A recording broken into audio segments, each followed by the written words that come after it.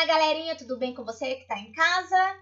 Então, hoje nós estamos aqui para falar um pouco sobre os tipos de sujeito. É um conteúdo que estou lecionando nas aulas presenciais, mas quem está em casa poderá acompanhar comigo. Então, vamos conhecer os tipos de sujeitos? Então, vamos lá. O primeiro sujeito existente, dentre os 5, é o sujeito simples. O que é o sujeito simples? O sujeito simples será aquele sujeito que possui apenas na oração. Ou seja, é aquele que eu vou poder fazer uma pergunta ao verbo, tá? Olha o exemplo. Os homens destroem a natureza. Então, eu faço a pergunta: quem destrói a natureza?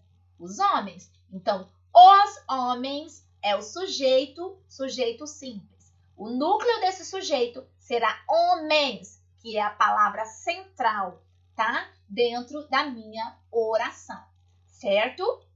Olha o outro exemplo. Deus é perfeito. Quem é perfeito? Deus. Então, Deus, além de ser meu sujeito, será o núcleo do meu sujeito, tá? Então, por isso, sujeito simples, porque tem apenas um núcleo. Então, teve um núcleo, sujeito simples. Outro exemplo. Os alunos estudam para a prova. Quem estuda para a prova? Os alunos, tá? Então, os alunos é o meu sujeito e o núcleo do meu sujeito, ou seja, a parte essencial desse meu sujeito é a palavra alunos, tá? Então, eu tenho um núcleo. Se eu tenho um núcleo, sujeito simples. Aí nós temos lá o sujeito composto. O que é o sujeito composto? É aquele tipo de sujeito que terá 2 ou mais núcleos. Ou seja, na oração em que tiver 2 ou mais núcleos, tá? Então, olha o exemplo. As vacas brancas e os touros pretos pastavam. Então, eu faço a pergunta: quem pastava? As vacas brancas e os touros pretos.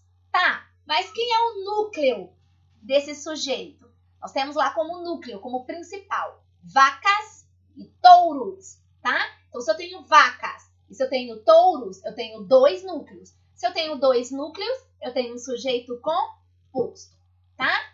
Olha o outro exemplo. Vou dar mais esse exemplo. A cegueira e a pobreza lhe torturavam os últimos dias de vida. Então, quem torturava? A cegueira e a pobreza.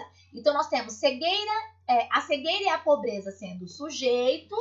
E quem seria o núcleo desse sujeito? Cegueira, pobreza, tá? Então, eu tenho 2 núcleos. É por isso que o meu sujeito será composto. Eu tenho também o sujeito oculto, tá? Esse tipo de sujeito também é chamado de elíptico ou desinencial, tá? Por quê? Porque ele vai ser um sujeito que ele vai estar implícito na frase. Implícito, professora, como assim? Ele estará escondido na frase, porém, pelo contexto, você sabe que ele existe. Olha só o exemplo. Estamos sempre alertas para com os aumentos abusivos dos preços. Quem está sempre alerta? Nós. Ele está aparecendo na frase? Não. Porém, pelo contexto, quando eu faço a pergunta, eu sei que esse nós existe, tá? Quando acontece esse tipo de conceito, é chamado de sujeito oculto. Quem seria o núcleo? Nós. Quem seria o sujeito? Nós. Aí eu tenho lá: quero que meus pais cheguem da viagem o mais rápido possível. Quem quer que os pais cheguem? Eu. Então, eu quero que meus pais cheguem da viagem. Então, esse sujeito, ele existe, porém, ele não está explícito na frase. Ele está implícito. Você consegue identificá-lo através do contexto. O próximo exemplo e último. Estudaremos toda a matéria. Quem vai estudar toda a matéria? Nós. Então, esse sujeito, ele não está explícito na frase, porém, você sabe que ele existe, tá? Então, para você descobrir quem é o sujeito, se ele está oculto na frase realmente, você precisa fazer sempre a perguntinha ao verbo. Nós temos lá a questão do sujeito indeterminado, tá? O sujeito indeterminado, diferente do oculto, é um sujeito que existe, porém você não sabe quem é. O oculto você consegue identificar. Agora, o indeterminado, não. É impossível determiná-lo, tá? só que a gente sabe que ele existe, mas não consegue determinar. Então, quando é que o sujeito será indeterminado? Todas as vezes, todas as vezes que o verbo ele estiver na terceira pessoa do plural, tá? Como assim, professora? Quando a questão do implícito, ser o eles ou elas. A terceira pessoa do plural é o eles ou elas, tá? Então, ó, dizem que a família está falindo. Quem? Eles ou elas. Você sabe que ele existe, mas não consegue identificar quem são eles e quem são elas. A mesma coisa, fizeram o trabalho. Quem? Eles ou elas. Novamente, você sabe que existe, mas não consegue identificar. Então, se o verbo estiver na terceira pessoa do plural, quem é a terceira pessoa do plural? Eles ou elas. Significa que o sujeito ele é indeterminado. Próxima questão em que o sujeito ele pode ser indeterminado. Quando o sujeito ele está na terceira pessoa, nesse caso agora do singular, quem é a terceira pessoa do singular? Ele ou ela. Mas, além de estar na terceira pessoa do singular, ele precisa estar acompanhado da partícula ser, tá? E daí, olha só o exemplo. Precisa ser de mão de obra especializada. Então, nós temos lá, precisa, né?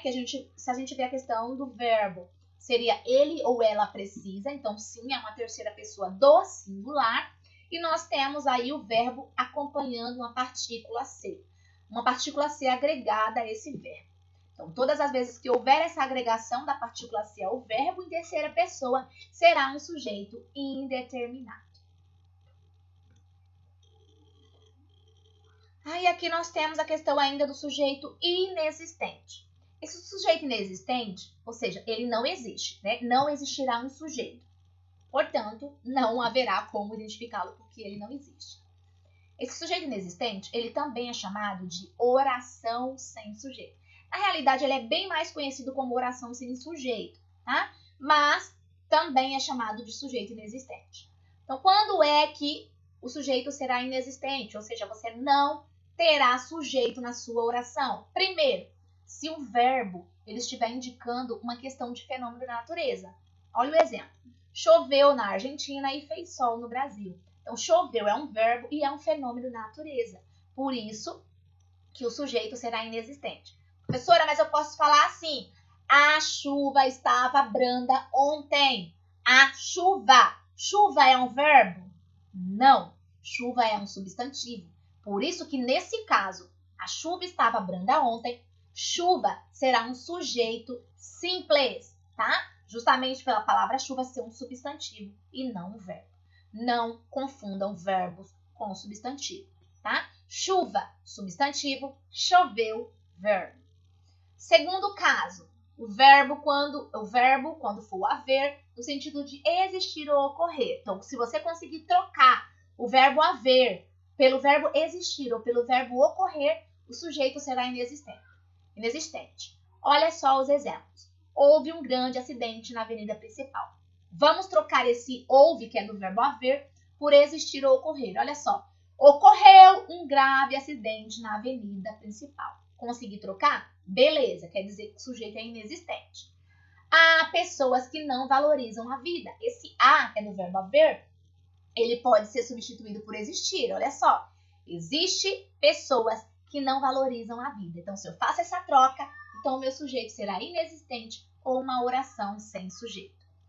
Terceiro caso, o verbo fazer indicando um tempo ou um clima, tá? Então, indicou uma temporalidade, um tempo, ou indicou uma questão de clima, questões climáticas, aí também será sujeito inexistente. Olha os dois exemplos que eu trouxe para vocês. Faz meses que não a vejo. Quando eu falo faz meses que não a vejo, eu estou indicando a questão de temporalidade. É um tempo. Agora, quando eu digo faz sempre frio nessa região do estado, eu estou indicando uma questão climática, o clima de uma região. Então, nesses dois casos, eu tenho uma oração sem sujeito ou um sujeito inexistente. Certo, pessoal? Era só mais ou menos um resumão para vocês aqui sobre tipos de sujeitos, tá? Eu espero que vocês tenham entendido. Aqui é umas atividades, mas eu vou estar postando aqui no grupo daqui a pouco. E qualquer dúvida, não esqueçam que eu estou à disposição de vocês. Um beijo para vocês. Tenham um excelente dia.